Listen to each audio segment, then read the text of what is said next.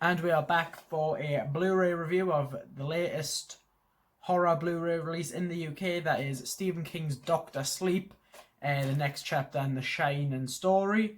And that is the Blu-ray plus director's cut. There was no director's cut on a 4K disc. Like, you kind of got the Blu-ray disc for the director's cut in the pack, but strange, so I just went for the normal Blu-ray because I'll probably end up getting a premium steelbook release for this one as well.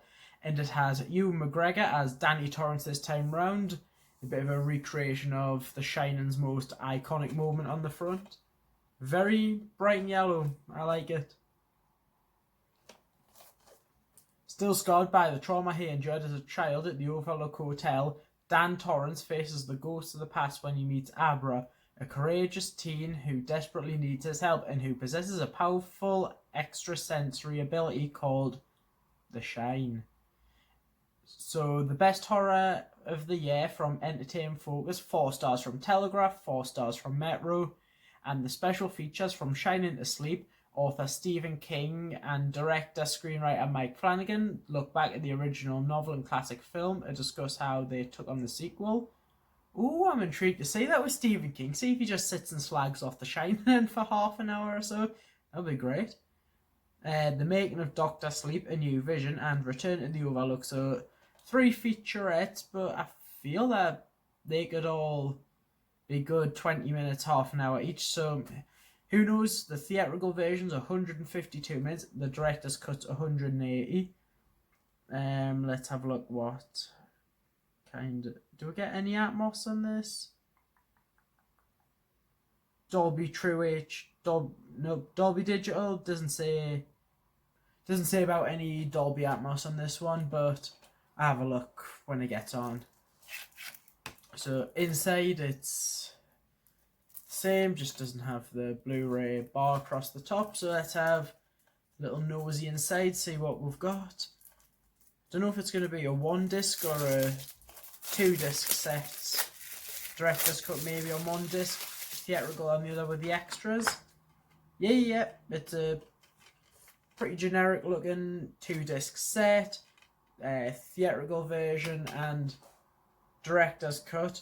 I think I'm gonna review the theatrical version though, because that's the one, you know, say if someone's buying the DVD or they want to watch it in 4K, that'll be the go-to edition.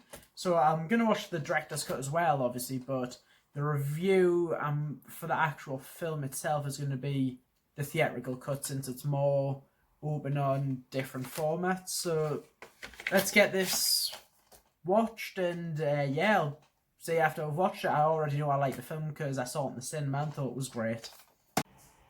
Right, so we've watched Doctor Sleep now. You can probably tell it's a few days later. We've even got a new poster up on the wall. But yeah, so for the review, I've decided to do the theatrical version, and that is because it's the most widely available version. The director's cut you only get with the normal Blu-ray, so if you watched it in 4K or DVD, then you only get the theatrical cuts. That's going to be the one that people watch the most. So, what had the potential to be the most unnecessary and disappointing films in recent memory came a piece which was faithful to its predecessor, and it was really worth the wait for fans of Kubrick's Shining and King's Doctor Sleep. So the film follows Danny Torrance, Ewan McGregor, a washed-up alcoholic and very reminiscent of his father at this point, and he's still kind of traumatized by the events of his childhood, and he's trying to move on, live a peaceful life, but Danny ends up shining with a young girl called Abra, who's wanted kind of by this cult. Well, yeah, a cult. And it's led by the horrific Rose the Hat, who's played by Rebecca Ferguson. So Danny must kind of face his past to help this child's future. So director Mike Flanagan's best known for his work on Netflix's The Haunting of Hill House and the film adaptation of Gerald's Game, and he really caught the spirit of Kubrick's original masterpiece while adding his own spin on certain aspects of the film. What's particularly striking though is that usually when a film follows on from a story from many years ago, it relies on this sense of nostalgia to win over the viewer, and even though elements of nostalgia occur in this film, it typically relies on the viewer's memory and understanding of the previous film to just comprehend the references that are made. So it's also good for viewers who have yet to see The Shining after watching this, because they can still follow it along, and because you're obviously going to have a basic understanding anyway, and you'll be able to take in a majority of the scenes. And although the film begins as a slow burner, it really promptly picks up, and it kept my eyes attached to the screen for a majority of it, that's for sure. But however, most of the slow scenes develop the characters so personally. Like, I believe they were all necessary to include. And following the footsteps of Danny Lloyd, McGregor's take on one of horror's most iconic children, now a fully grown man, is just as amazing as you would expect him to be. But the real standout performance came from Ferguson's character, Rose the Hat. And I was a bit sceptical in the trailers about there was just something about her which I didn't find convincing. But she really took us by surprise at how fitting she was for the role and how believably evil she was. Everything from her costumes to her voice were nailed for the truly terrifying experience of what could become of the decade's most iconic horror villains. Well, since it was 2019, you know, she was one of the most iconic villains of the decade, for me, for the 2010s.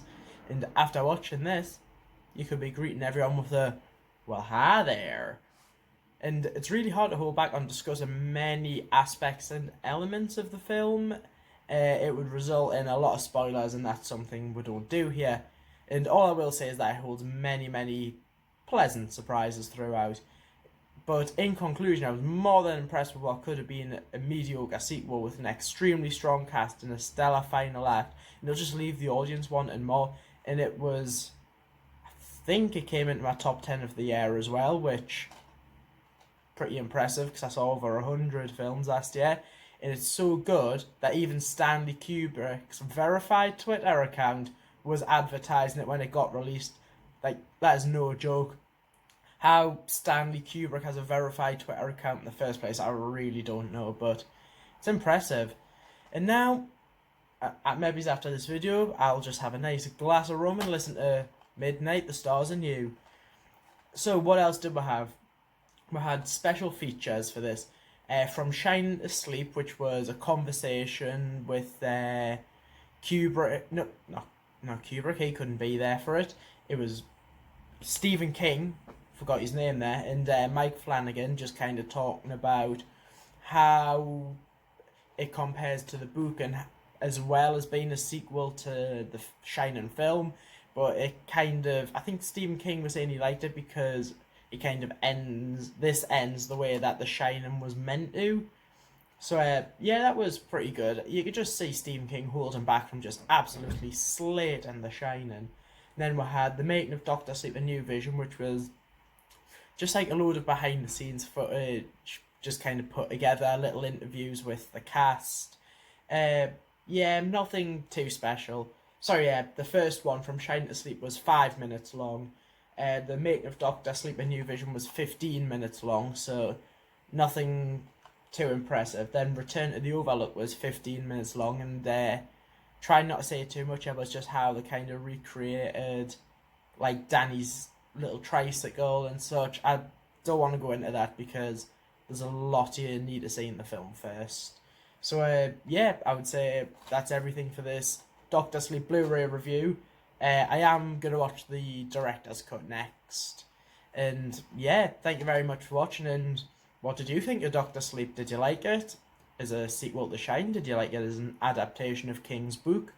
Let us know. And I'll see you in the next video, which should be Terminator Dark Fate.